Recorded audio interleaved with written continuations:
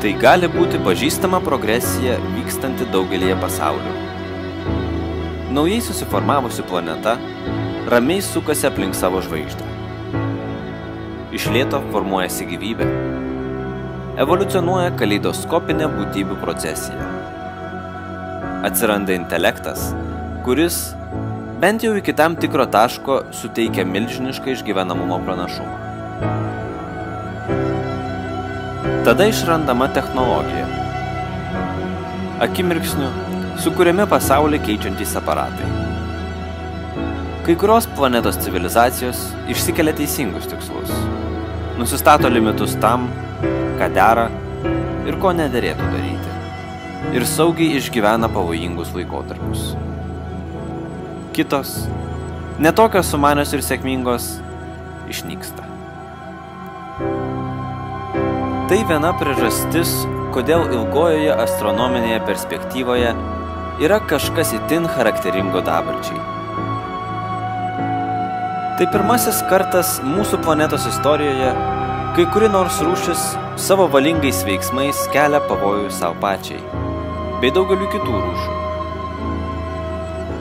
Mes, žmonės, jau išnaikiname beprecedentį skaičių gyvybės rūšių nuo kreidos periodo pabaigos. Tačiau tik pastarai dešimtmetį rūšių nykimo mastas tapo visiškai aiškus ir padidėjo tikimybė, kad dėl mūsų abejingumo gyvybės santykiams Žemėje mes keliame pavojų savo pačių ateičiai. Žinoma, reikia išlaikyti mūsų planetą gyvenamą ne vien ilgalaikėje šimtmečių ar tūkstantmečių skalėje, tačiau skubiai per ateinančius dešimtmečius ar net artimiausius metus. Tam būtini pokyčiai valdžioje, industrijoje, etikoje, ekonomikoje ir religijoje. Mes niekada anksčiau nesame to darę, bent jau ne globaliu mastu. Tai mums gali pasirodyti per sudėtinga. Pavojingos technologijos jau gali būti pernelyg paplitusios. Korupcija gali pasirodyti esanti pernelyg išsikerojusi.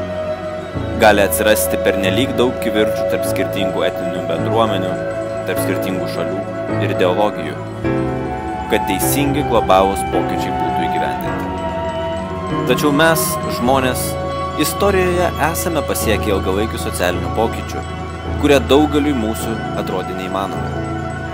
Nepaisant savo skirtingumo, nepaisant endeminės neapykantos, mes esame susivienyje prieš bendrą priešą. Mūsų įtaka ateičiai yra didžiulė, ypač dabar.